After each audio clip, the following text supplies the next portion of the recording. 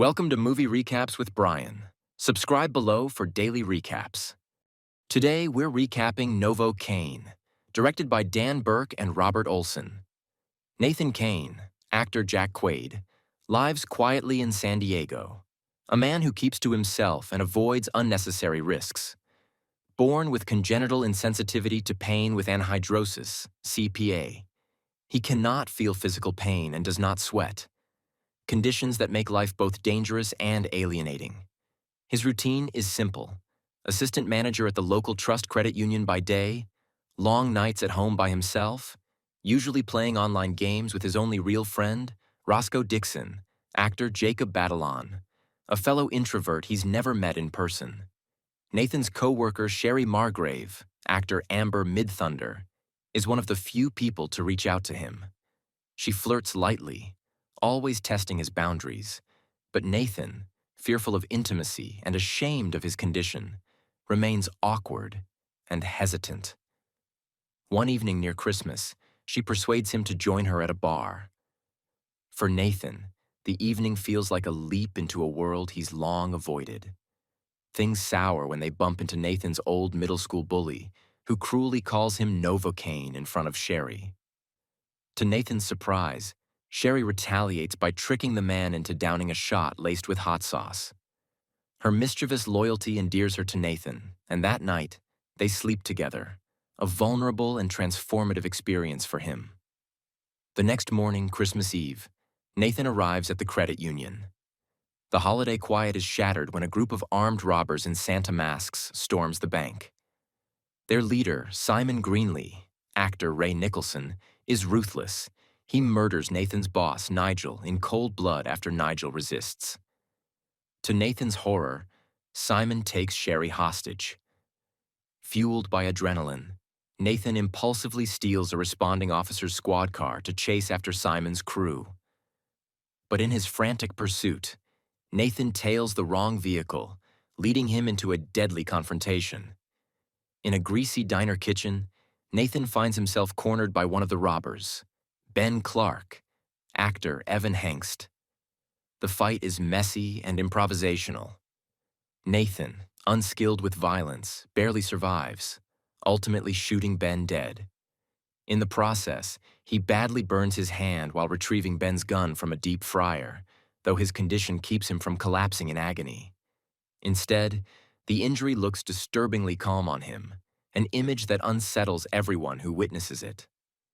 Investigating further, Nathan notices a tattoo on Ben's arm, and he reaches out to Roscoe online, asking for help identifying the artist. Roscoe eagerly obliges, digging into gamer networks and street forums. Their search leads Nathan to Zeno, actor Garth Collins, a tattooist with ties to San Diego's underworld. The interrogation is clumsy and brutal. Nathan, lacking pain aversion, pushes himself recklessly in a brawl until Zeno gives up Ben's surname. Using credit union loan documents, Nathan has a colleague locate Ben's home address. At the Clark residence, Nathan discovers a trap-riddled house. Caught in a snare, he's left helpless until Ben's brother Andre, actor Conrad Kemp, arrives. Sadistic and suspicious, Andre tortures Nathan, who unnervingly feigns reactions to pain he cannot feel. Just as the situation turns fatal, Roscoe, arriving for their first in-person meeting, bursts in. The two manage to kill Andre in a desperate, chaotic fight. Police officers Mincy Langston and her partner Coltrane Duffy, actors Betty Gabriel and Matt Walsh, arrive shortly after. In a mix of confusion and mistaken identity, Roscoe, having swapped jackets with Nathan, is arrested in Nathan's place, allowing Nathan to slip away.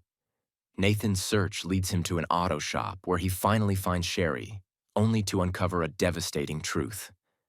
Sherry is Simon's adoptive sister and secretly part of the crew. She initially seduced Nathan only to obtain the vault codes, but grew conflicted after falling for him. Worse, she never intended Nigel to die.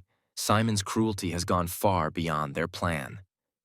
When Simon tries to kill Nathan, Sherry resists, screaming at her brother. A standoff erupts. Coltrane arrives in time to shoot Simon, But Simon, fueled by fury, fatally shoots Coltrane and critically wounds Mincy before escaping with Nathan in an ambulance. Inside the ambulance, Nathan regains consciousness, bound but alive. Using the medical equipment, he shocks Simon with a defibrillator, forcing the vehicle to crash. The fight that follows is primal and vicious. Simon, disgusted by Nathan's resilience, snaps Nathan's arm in a grotesque display. Sherry, freed from her cuffs, rushes in just as Simon prepares to kill her. In a last act of reckless courage, Nathan injects himself with adrenaline, channeling raw instinct to turn his broken arm into a weapon, impaling Simon through the jaw with the exposed bone. Simon dies horrifically. Nathan collapses, finally succumbing to exhaustion. 2 weeks later, Nathan wakes in a hospital bed, his arm heavily bandaged. The police inform him that he has avoided a long prison sentence, instead receiving 6 months of house arrest and 5 years of probation. His reckless heroics, his saving of Officer Mincy's life, and the testimony of both Roscoe and Sherry convinced the judge of his intent. 1 year later, Nathan visits Sherry at a women's correctional facility. She's near the end of her shortened sentence. They sit together over cherry pie, a callback to their first date, when Sherry introduced him to his first solid meal in years. As the guards lead her away, Nathan continues chewing slowly, savoring both the food and the connection, proof that even through pain he cannot feel, he has discovered something real. Thanks for watching. Like and subscribe below to watch more movie recaps with Brian. Watch the full movie on your streaming sites and comment below which movie you'd like to see recapped next.